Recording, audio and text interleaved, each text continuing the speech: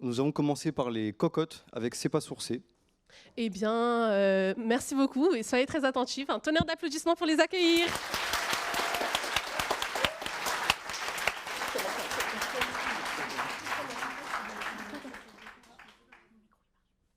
J'ai mal au genou aujourd'hui.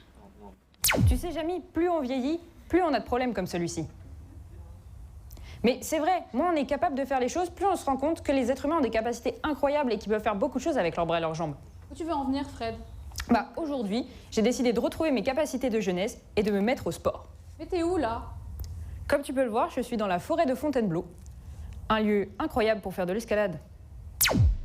Mais quelles sont les vraies capacités de nos membres? Allons-y, Marcel.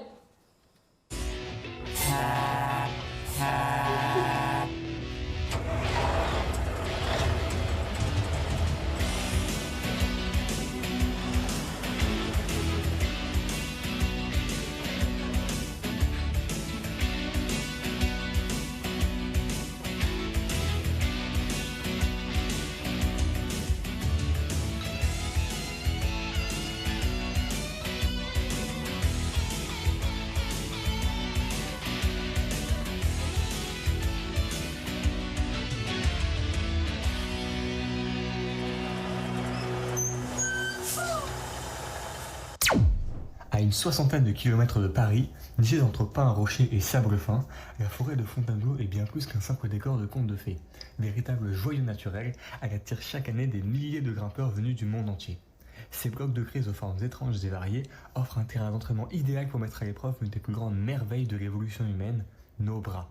Grimper, se hisser, s'agripper, ici chaque mouvement révèle l'ingéniosité mécanique du corps humain.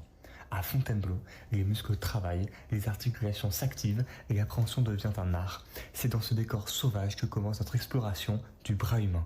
Pour mesurer la capacité de mes bras, j'ai décidé de faire de l'escalade. Un sport qui en demande beaucoup dans les triceps et les biceps. En effet, Fred, pour faire de l'escalade, tu vas avoir besoin de tes bras. En plus de la structure musculaire très développée des bras, il y a aussi la structure osseuse qui, elle, est très intéressante. Venez voir. Comme vous pouvez le voir, le bras humain est composé de 3 grandes parties. Le zygopode, composé de l'humérus, le stylopode, composé du radius et de l'ulna, et l'autopode, composé de tous les os de la main. En plus de cela, ces 3 parties sont articulées entre elles, notamment avec l'axe du coude, qui permet, une fois le bras tendu, 3 axes différents. Également, la main n'est pas en reste avec son poignet, et tous ces tendons, elles permettent de s'accrocher à toutes sortes de surfaces très fines et très complexes, idéales pour l'escalade. Alors Fred, ça grimpe? Regarde, Jamy, je me suspends grâce à mes bras. À Fontainebleau, grimper c'est bien plus qu'un jeu d'équilibre. C'est une véritable démonstration de ce que nos membres supérieurs savent faire. Grâce à l'articulation de l'épaule, du coude et du poignet, le bras humain peut se plier, se tendre, pivoter et surtout se projeter pour attraper des prises parfois très éloignées. Et une fois la prise atteinte, tout se repose sur la main, ce petit bijou d'ingénierie. Avec ses 5 doigts mobiles, ses muscles précis et sa paume qui s'adapte à la forme de l'objet, elle nous permet de nous accrocher à presque tout. Une fissure, une arête, un simple creux, tout le bras, des os tendons fonctionnent en chaîne pour nous hisser, nous retenir et parfois tenir sur un seul doigt. C'était super, c'est vraiment un sport où les bras sont sollicités. Il y a beaucoup de mouvements qui nécessitent de pousser et de tirer sur les bras pour pouvoir atteindre des prises éloignées. De plus, les muscles doivent être endurants pour pouvoir rester agrippés longtemps. Mais n'oublie pas d'exercer également tes jambes, Fred. Regardez un peu la composition des jambes. Comme le bras, il est composé de 3 grands axes. Le zygopode à nouveau, le stylopode et l'autopode. Seulement, le nom des os change. Aussi, l'articulation du genou permet, avec une poussée vers le sol, de marcher. Également, le pied, avec tous ces os très complexes et très orientés, organisés de façon différente de la main, permet une bonne surface au sol et de rester debout sans tomber. Pour les jambes, je vais faire de la course à pied. Peut-être qu'un jour, je pourrais faire un marathon.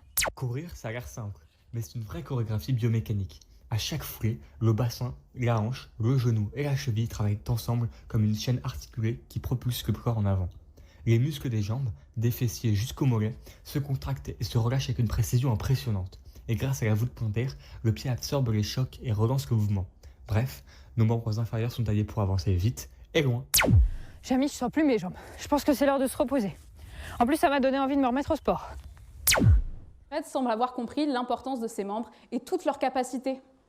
Attends un peu, Jamy. Tu penses vraiment qu'il n'y a que les humains qui bénéficient de cette structure osseuse permettant autant de choses? J'ai un message pour toi. Salut Jamy, on m'a dit que vous parliez de membres capacités incroyables. Alors je me suis dit que c'était le moment parfait pour vous parler de ma passion secrète, l'ornithologie. L'ornitho quoi? L'ornithologie, c'est l'étude des oiseaux. Pouvoir voler grâce à ses bras, ça pourrait être une capacité incroyable, c'en est une quand même. En effet, par rapport aux humains, les oiseaux, eux, ont moins de doigts et moins de phalanges que les humains. Également, proportionnellement, ces os se sont allongés et fusionnés. C'est pour ça qu'on se retrouve avec moins de doigts et moins de phalanges. C'est également pour ça que, comme on voit, il n'y a à peu près que deux doigts. Aussi, toutes ces transformations suite à l'évolution ont permis à ce que les os deviennent plus fins, mais plus longs, et donc permettent une plus bonne portance. Les oiseaux ont, eux, un système de locomotion bien différent des humains, le vol. Le vol est présent sous différentes formes. Regardez un peu. Chez les oiseaux, les membres supérieurs ont été transformés au fil de l'évolution en véritables ailes. Des os légers, des muscles puissants, des plumes profilées, tout est pensé pour voler. Et justement, il existe plusieurs façons de prendre les airs. Le vol battu repose sur un battement actif des ailes pour rester en l'air. Ça demande beaucoup d'énergie, mais c'est très maniable. Le vol plané, lui, utilise les courants d'air. L'oiseau étend ses ailes et se laisse porter presque sans effort, comme un planeur naturel. C'est très impressionnant tout ça. Mais le meilleur en réalité, c'est que c'est le même type de membre chez les oiseaux comme chez les humains. Ce super membre, capable de tant de fonctions, s'appelle le membre chiridien. Et c'est une spécialité d'un très grand groupe d'animaux, les tétrapodes. Comme tu l'as dit, Jamy, il est organisé toujours en 3 parties. Seulement, leur structure et leur fonction diffèrent selon l'espèce et selon la fonction spécifique du membre. Ici, les oiseaux volent et nous, on court, comme Fred. Jamy, tu peux nous en dire un peu plus? En effet, comme on l'a vu plus tôt, avec les oiseaux et avec les humains, il y a différents types de membres chiridiens. On retrouve du coup le bras chez l'humain, avec les pieds également, mais chez les oiseaux, les ailes. On retrouve similairement aux bras et aux jambes, chez l'ours brun, par exemple, la patte. En vrai dire, le bras et la jambe sont des formes de pattes particulières.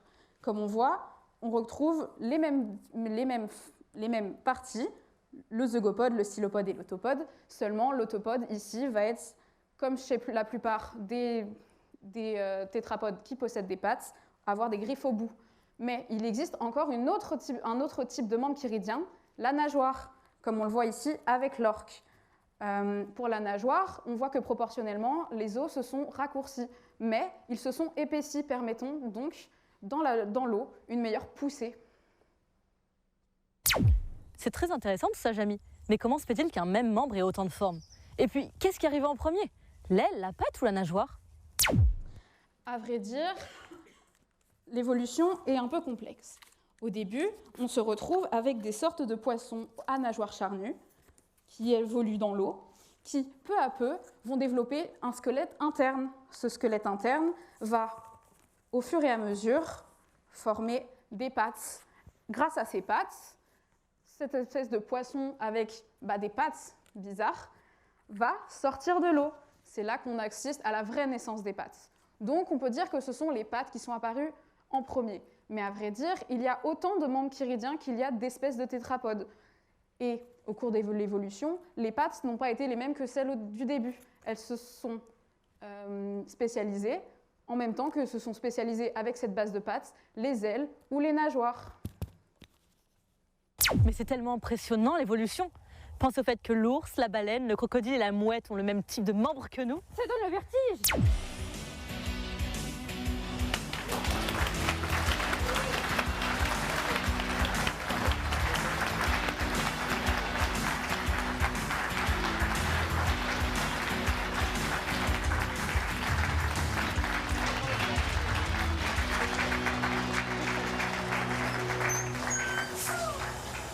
Du coup, nous sommes à votre disposition si vous avez des questions sur notre émission.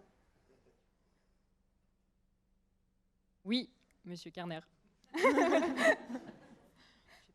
Oui. Déjà, c'était très bien. Bravo, félicitations. J'ai juste une petite remarque. C'est normal, je suis votre enseignant. Pour les parties du membre chiridien, le premier, c'est le stylopode. Ensuite, c'est le zygopode. Et à la fin, c'est l'autopode. Le premier, après, j'arrête. Merci, monsieur. Merci. Et une question? Non. Ok. Bon, bah, ça veut dire que c'était tout clair, hein. Franchement, on le prend bien. Merci beaucoup. Merci.